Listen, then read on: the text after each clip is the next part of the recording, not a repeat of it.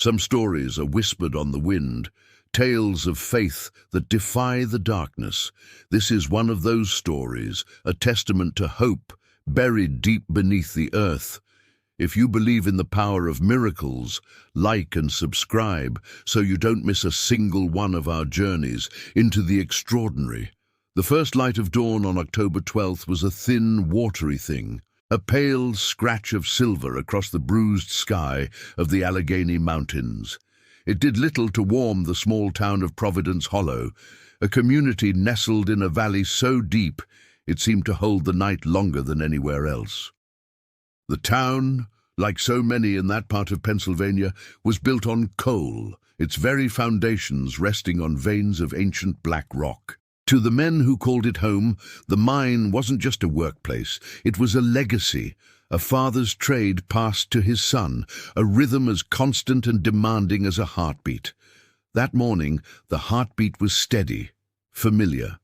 The shift whistle cut through the crisp autumn air, a lonely, bleating sound that summoned 33 men from their warm kitchens and sleepy goodbyes. Among them was Leo Shea, a foreman with 20 years of dust in his lungs and a photograph of his pregnant wife Clara tucked behind the worn leather of his wallet. His hands, broad and calloused, could read the mine's subtle language, the creak of a timber, the sigh of a ventilation shaft, the different textures of coal dust on the air. That morning, as he pulled on his heavy boots by the front door, Clara pressed a thermos of coffee into his hands.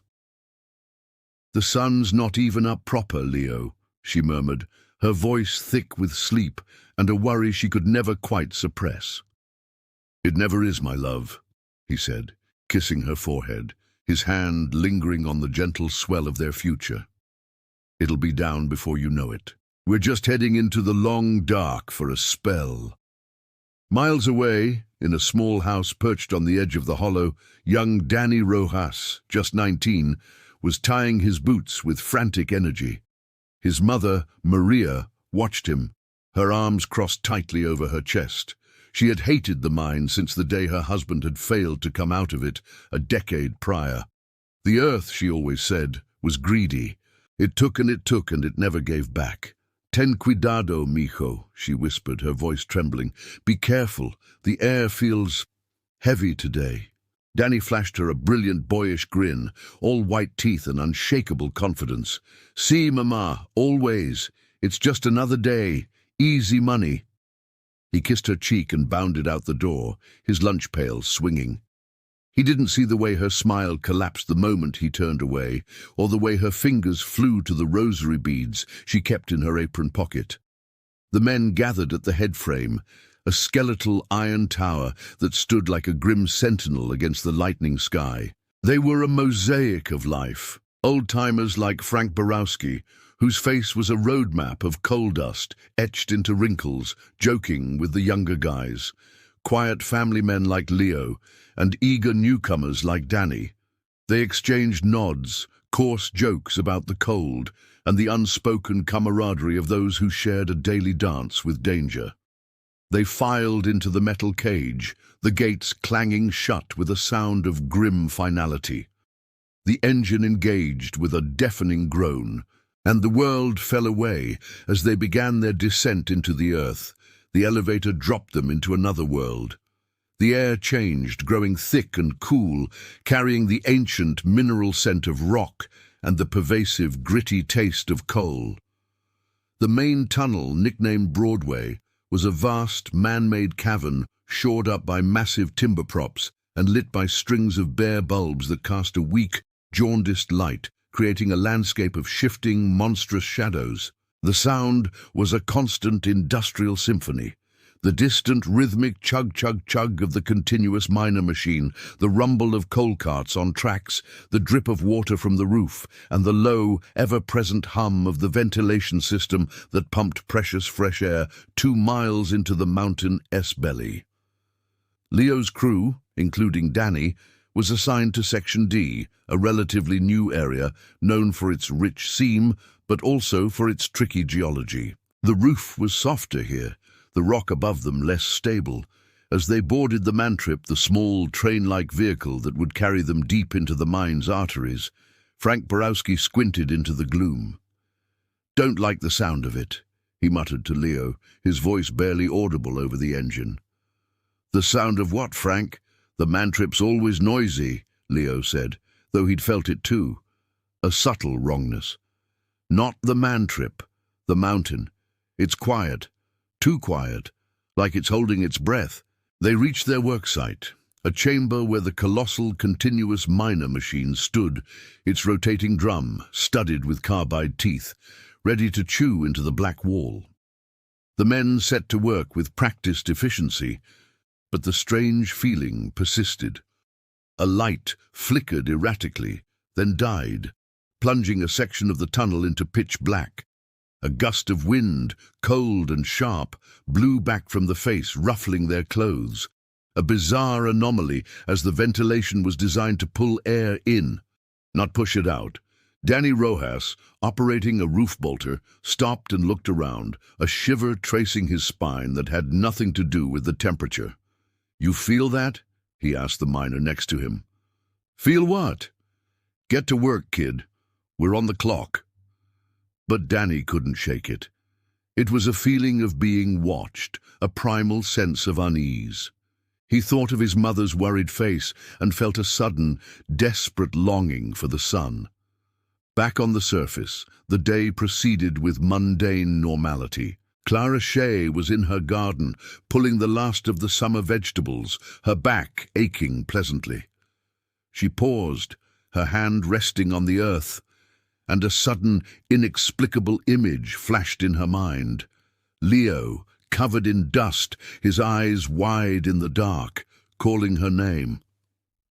She straightened up, her heart hammering against her ribs. A cloud passed over the sun, and the world seemed to dim for a moment. It was nothing, she told herself fiercely, just her hormones, her silly fears.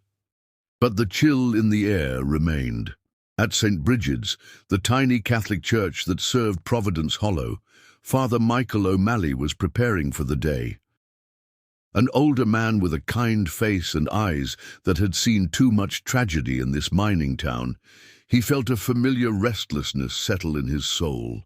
He often felt the weight of the community's anxieties, but today it was different, more acute. He found himself walking to the small grotto beside the church, a replica of Lourdes, where a statue of the Virgin Mary stood, her hands outstretched, her gaze gentle and eternal. He'd intended to just say a quick prayer for the men below, as he always did, but he found himself frozen there, a profound and unsettling sorrow washing over him. He didn't just pray, he pleaded for protection, for mercy. He didn't understand why the words felt so urgent, so desperate on his tongue. The legend of Providence Hollow was an old one, whispered by the town's founders.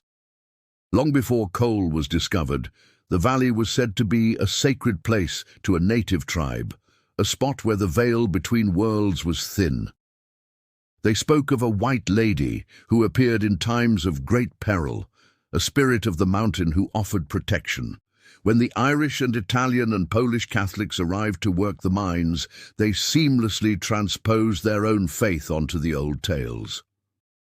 The White Lady became the Blessed Virgin. A small shrine was built, then a church. There were stories, of course, tales passed down through generations, of a collapse in 1892, where 12 men were found alive days after hope was lost, all claiming a beautiful lady in a blue cloak had led them to an air pocket and showed them where to dig. Of the Great Fire of 1923 that miraculously stopped at the statue of Mary in the town square, sparing half the homes. The town's very name, Providence Hollow, was a testament to this enduring faith in divine intervention. But faith, like coal, exists alongside deep abiding fear. Down in Section D at 10:17 a.m., the world ended. It started not with a bang, but with a deep, visceral groan, a sound so low and powerful it was felt more than heard, a seismic vibration that travelled up through the soles of their boots and into their teeth. The lights strung along the tunnel swayed violently, casting frantic, dancing shadows. A fine mist of dust sifted down from the ceiling. Leo Shea's head snapped up. He knew that sound.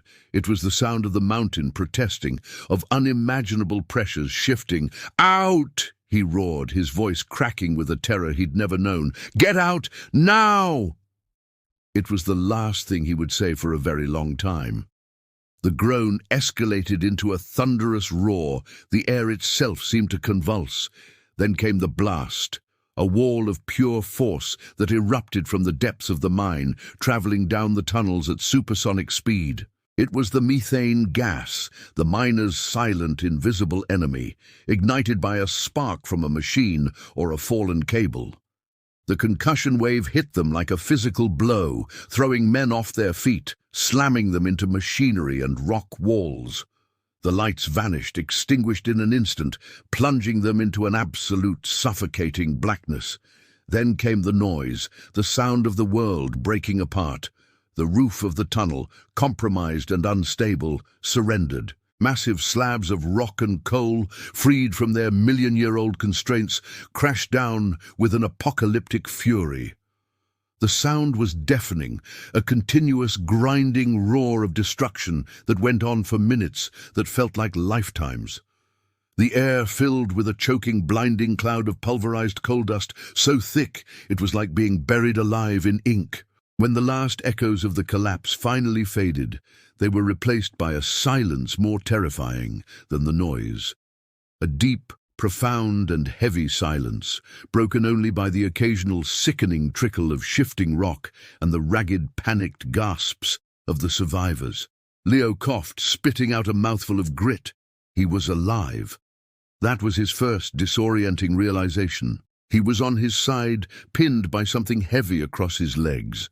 The darkness was absolute. It was a physical thing, a weight on his eyes. He tried to move, and a white-hot spike of pain shot through his right leg. He cried out, and the sound was small and pathetic, swallowed by the immense blackness. "Hello!" he shouted, his voice a raw croak. "Is anyone there? Sound off!" A chorus of weak, coughing responses echoed back through the dust-choked air. One by one, voices called out in the dark. Frank Borowski, young Danny Rojas, others. They did a frantic roll call in the abyss. 33 men had gone in, 21 voices answered, 12 men were silent. The reality of their situation descended upon Leo with the crushing weight of the mountain above them. They were trapped, 2 miles underground. The main entrance was almost certainly completely sealed by hundreds, maybe thousands, of tons of rock. The ventilation was gone. The power was gone. The air was already tasting stale, thick with dust and the terrifying sweet smell of methane. Danny Rojas was sobbing quietly, the bravado of the morning utterly shattered. "We're going to die down here. Mama, I'm sorry, Mama." "Stop it," Leo commanded, his voice firm despite the terror clawing at his throat. He was the foreman. They were his men. "We are not going to die. They'll already be digging. They know we're here. We just have to stay calm. Conserve our air. Conserve our energy." But as the hours bled into one another in the endless dark, calm was a scarce commodity. The air grew hotter, thicker. Every breath was a labor. They could hear the faint, distant sounds of the rescue effort, the impotent scrape of machinery on the other side of the immovable rubble. But it sounded a world away. Hope, that fragile flame, began to flicker. It was Frank, the old miner, who finally put words to their despair. His voice was raspy, ancient. "Leo, the air's getting bad. We got maybe a day, 2 at most, before we sleep for good." He coughed, a wet, horrible sound. "That methane smell. One spark, and it'll be over quick." A fresh wave of terror passed through the men. They were buried alive in a tomb that could become a furnace at any moment. In the suffocating silence that followed, a memory surfaced in Leo's mind. A memory of his grandmother, kneeling by her bedside, her voice soft but sure. A prayer she had taught him, a prayer for hopeless cases, for impossible causes, a prayer to the Mother of God. His voice, cracked and dry, broke the silence. It wasn't loud. It was barely a whisper, but in the absolute stillness, it carried to every man. "Remember, O most gracious Virgin Mary," he began, the words feeling foreign and yet comfortingly familiar on his tongue, "that never was it known that anyone who fled to thy protection, implored thy help, or sought thine intercession was left unaided." He heard a sharp intake of breath from Danny. Frank Borowski let out a soft, shuddering sigh. Leo continued, his voice gaining a sliver of strength, a filament of faith in the overwhelming dark. "Inspired by this confidence, I fly unto thee, O Virgin of Virgins, my mother. To thee I come. Before thee I stand, sinful and sorrowful." Another voice joined his, shaky and young. It was Danny. "O Mother of the Word incarnate, despise not my petitions, but in thy mercy hear and answer me. Amen." One by one the other men joined in, hesitant whispers at first, then growing firmer, a chorus of 21 desperate souls, united in the abyss, their voices weaving together into a single thread of hope, rising through the crushing darkness. They prayed the Memorare, they prayed for their lives, they prayed for their families, they prayed for the 12 silent men, they prayed to the Virgin Mary, the White Lady of the Mountain, the Mother of God, to hear them in their tomb. They prayed until their voices gave out, and then they prayed in the silence of their hearts. Exhaustion, pain, and fear eventually claimed them, pulling them into a fitful, air-starved sleep. Leo dreamed. He was standing in the grotto next to St. Bridget's, the sun warm on his face. The statue of the Virgin Mary turned her head, and her stone eyes were filled with a living, profound compassion. She didn't speak, but she held out her hand. In her palm rested a single perfect red rose, glistening with dew. And Leo understood, with a certainty that bypassed logic, that it was a sign, a promise. He woke with a start, the dream vivid and real. The air felt different, still stale, still thin, but the cloying sweet smell of methane was gone. It had been replaced by something else, something impossible. A faint, almost imperceptible breeze was stirring the dust motes in the black air, and carried on. That breeze was the unmistakable, delicate fragrance of roses. The men are trapped, their air running out, their hope a fragile thing, but a mysterious scent on a faint breeze offers an impossible promise. What is happening deep beneath the mountain? The answer lies in the desperate rescue efforts above and the deepening mystery below in the next part of this incredible story. The scent of roses lingered in the oppressive darkness, a thread of impossible sweetness woven through the stench of fear, rock dust, and sweat. For a long moment, no one spoke. The men, roused from their fitful sleep, lay in the void, their minds struggling to reconcile the sensory contradiction. "Do you smell that?" Danny Rojas whispered, his voice cracking. He inhaled deeply, as if trying to drink the fragrance. "Roses? Am I going crazy?" Frank Borowski's low, rasping chuckle came from the darkness to Leo's left. "If you're crazy, kid, then we all are. I smell it too, clear as day." A wave of murmured affirmations passed through the trapped men. They all smelled it. It was faint, elusive, but undeniably present. In a world stripped of every comfort, every familiar sensation, this one gentle aroma felt like a message. It felt like a hand on a fevered brow. Leo Shea, his legs screaming with pain, felt a tear cut a clean track through the grime on his cheek. The dream of the statue, the rose in its hand, it hadn't just been a dream, it was an answer. A surge of something potent, something that felt suspiciously like hope, flooded his veins. momentarily eclipsing the agony in his leg. "It's her," he said, his voice thick with emotion. "She heard us. She's here." The words hung in the dark, a declaration of faith in the face of certain death. It changed the atmosphere in the tomb. The paralyzing fear was still there, a cold companion, but it was now joined by a desperate, fragile wonder. They began to pray again, not as a last resort, but as a conversation. The Memorare, the Hail Mary, the Rosary.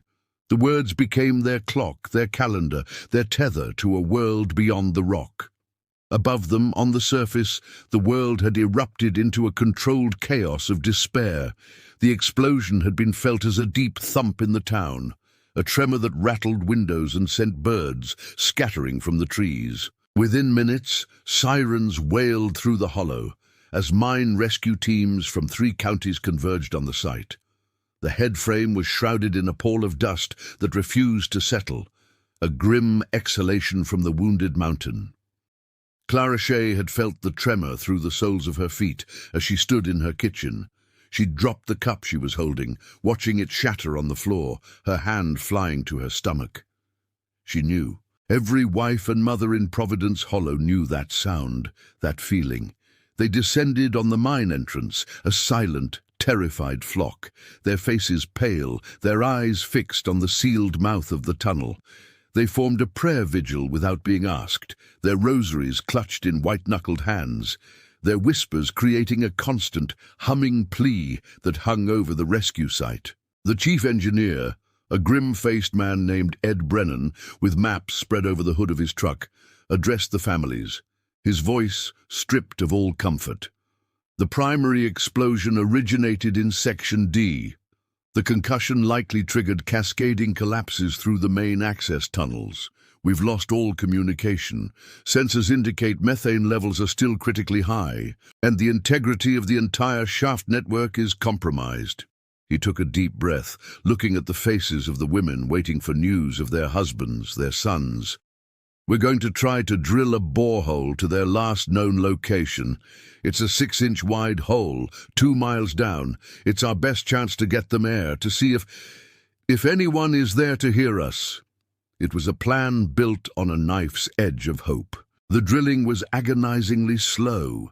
The massive rig had to be positioned with pinpoint accuracy, and every foot drilled risked causing another shift in the unstable geology. The rescue teams worked in shifts, their faces grim, their movements precise. They all knew the statistics. They knew what the smell of methane and the silence likely meant. Father O'Malley moved among the families, offering words of comfort that felt hollow, even to him. He held Clara's hands as she wept silently.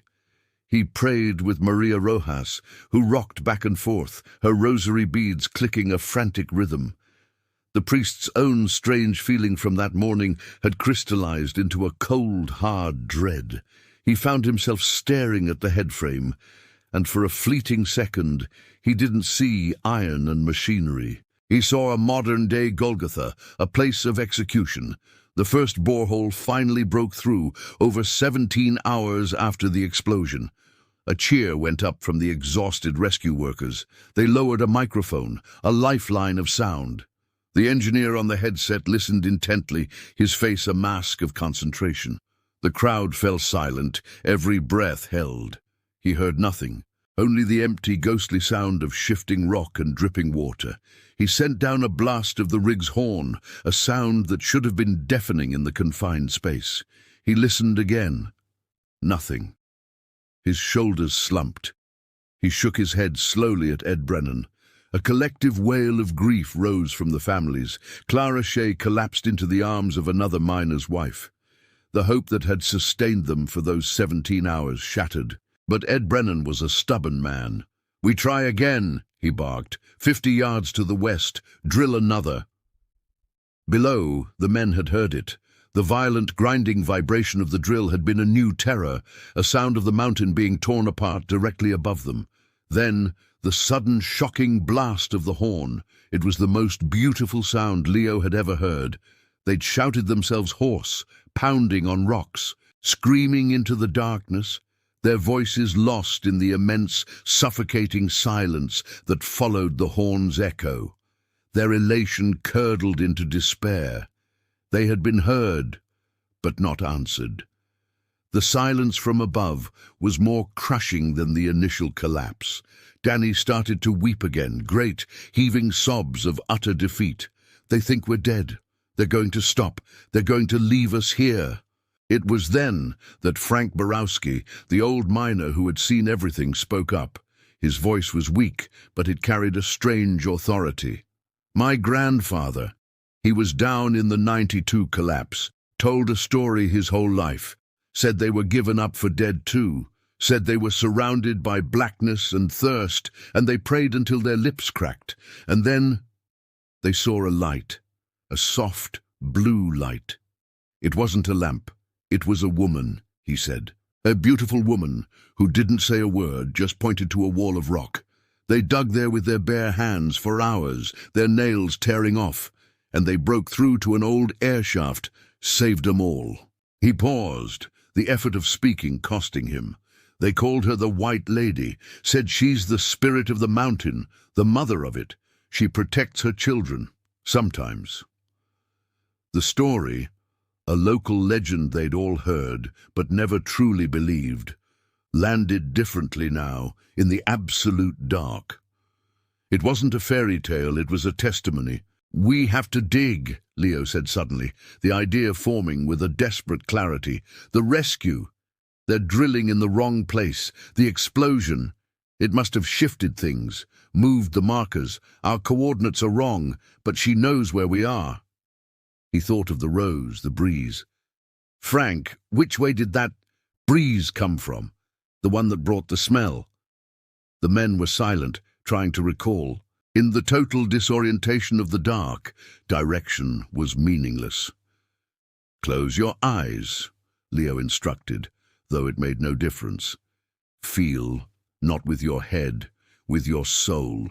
Where did the scent come from? And then Danny Rojas, the youngest, the one closest to panic, spoke with a sudden, surprising certainty.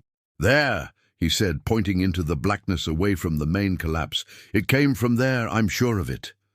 It was a feeling, nothing more. A hunch born of desperation and a lingering scent of flowers. But it was all they had. With a shared, unspoken resolve, the men who could still move began to shift the smaller rocks, creating a pathetic human chain in the dark, passing debris back hand over hand. They worked blindly, guided only by Danny's insisted direction and Frank's old story. They worked until their hands were raw and bleeding, their lungs burning with the effort in the thin air. They worked because it was the only alternative to lying down and waiting to die. After what felt like an eternity of back-breaking labor, Leo, at the head of the line, felt a change in the air. The faint, cool breeze was back, stronger this time, and with it the scent of roses bloomed again, unmistakable and strong, filling the small space they had cleared. "Do you feel that?" he gasped, his voice ragged with exhaustion and pain. "Do you smell it?" A chorus of weary, hopeful affirmations answered him. They redoubled their efforts, a new energy fueling them. Frank, using a piece of scrap metal as a tool, was scraping at a seemingly solid wall of rock when a chunk of it gave way. Not a large piece, but enough. He pushed his hand through the gap, and his heart stopped. There was nothing on the other side, not more rock. A void.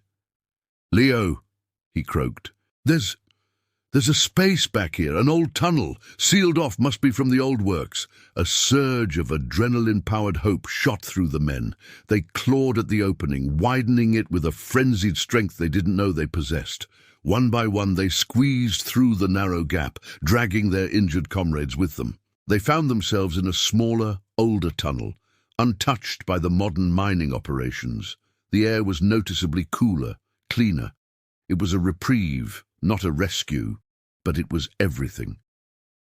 They collapsed on the dusty floor of the forgotten passage, weeping with relief, breathing in the sweet rose-scented air. As Leo lay there, his leg throbbing, he shone his dead headlamp upwards out of habit, and then he saw it. Faintly, in the absolute blackness, a soft, ethereal glow seemed to emanate from the rock itself. It was a light with no source, a cool, blue-white luminescence that gently pushed back the darkness. Just enough to let them see the outlines of each other's faces for the first time in over a day. No one spoke. They just stared, their minds unable to process the miracle. The light pulsed softly, like a heartbeat, and seemed to coalesce further down the tunnel, beckoning them. And then, from the surface, a new sound reached them, faint but clear. It wasn't the sound of a drill. It was the sound of a bell, the bell of St. Bridget's Church, ringing out across Providence Hollow, calling the faithful to prayer. Up above, the second borehole had finally pierced through. The microphone was lowered. The engineer, expecting another silence, put the headset to his ear. His eyes went wide. He held up a hand for absolute quiet. He couldn't believe what he was hearing. It was faint, distorted by 2 miles of rock, but unmistakable. It was the sound of human voices. They were singing a hymn, Ave Maria. He ripped the headset off and turned to the stunned, silent crowd of rescuers and families, his face transformed by awe. "They're alive!" he screamed, his voice breaking. "My God, they're all alive! And they're singing!" The impossible has happened. A forgotten tunnel, a mysterious light, and the sound of hymns from the depths have confirmed a miracle. But the mountain is still unstable, the air is still finite, and the path to freedom is still sealed by tons of rock. The frantic rescue now becomes a race against time, guided by a faith that defies all explanation in the final breathtaking conclusion.